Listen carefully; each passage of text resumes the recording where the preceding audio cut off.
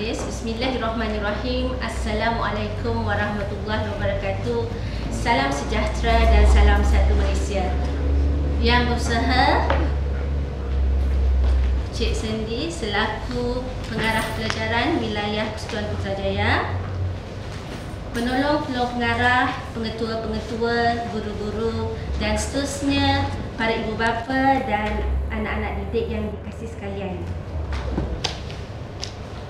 Alhamdulillah pada hari ini bersama-sama kita berkumpul untuk meraihkan dan bersama-sama bersatu padu saling bekerjasama, kerana sebelum ini kita pasti ada acara-acara lain, tetapi diberikan peluang untuk sama hadir pada hari ini ke Majlis Anugerah Kecemerlangan Pelajar Wilayah Persekutuan Putrajaya. Hadirin sekalian, sebelum saya memberikan hujah saya dengan lebih jauh lagi, saya tertarik untuk mengutarakan sedikit serba latar belakang tentang pendidikan di Putrajaya. Dalam aspek akademik, saya melihat bahawa pendidikan pada tahap yang cukup membanggakan semakin menuju ke arah kecemerlangan, kerana berbanding dengan tahun lepas, sekolah-sekolah di Putrajaya semakin menunjukkan peningkatan. Jika pada tahun lepas, peratus kelulusan yang mencapai A ataupun cemerlang dalam SPM sebanyak 90%, tetapi pada tahun ini meningkat kepada 92%. Walaupun pada kadar peratusan yang sedikit, tetapi ini menunjukkan satu peningkatan, dan selaku warga pendidikan kita berbangga kerana pada tahun ini kita telah menjadi sebuah negeri yang tertinggi di Malaysia.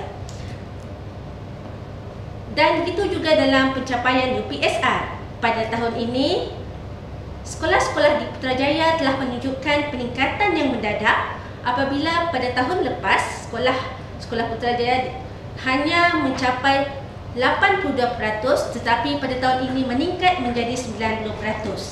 Dan akademik pada tahun ini cukup membanggakan. Dan saya ucapkan syabas kepada semua para pelajar yang telah menunjukkan kecemerlangan. Khususnya dalam aspek kokurikulum, saya ingin menyentuh tentang kecemerlangan dalam bidang 3 aspek, iaitu yang pertama, dalam bidang 3 aspek. Yang pertama, bidang kelab dan persatuan. Saya dapat melihat di sini para pelajar mula menunjukkan keberanian dan jati diri untuk mencapai sesuatu yang lebih tinggi dalam diri mereka. Mereka mula aktif dalam kegiatan-kegiatan persatuan yang dijalankan di dalam sekolah, bahkan di luar sekolah, juga di luar negeri.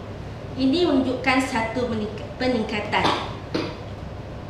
Dalam aspek kedua, dalam bidang kelab dan dalam bidang unit beruniform, saya mendapati bahawa perkembangan unit beruniform di negeri ini juga sekolah menunjukkan satu kejayaan yang membanggakan apabila para pelajar mula bergiat aktif dalam mana-mana kegiatan kurikulum seperti pengakap, tunas puteri dan bulan sabit merah. Saya dapat menyaksikan keberanian dan keaktifan mereka untuk saling berlumba-lumba melibatkan diri dalam persatuan ini, dan kita telah pun menunjukkan pencapaian yang membanggakan. Dan aspek ketiga yang saya nampak mula cenderung pelajar di negeri ini ialah dalam bidang koakademik, iaitu keterlibatan dalam bidang perkembangan bahasa seperti pidato dan debat.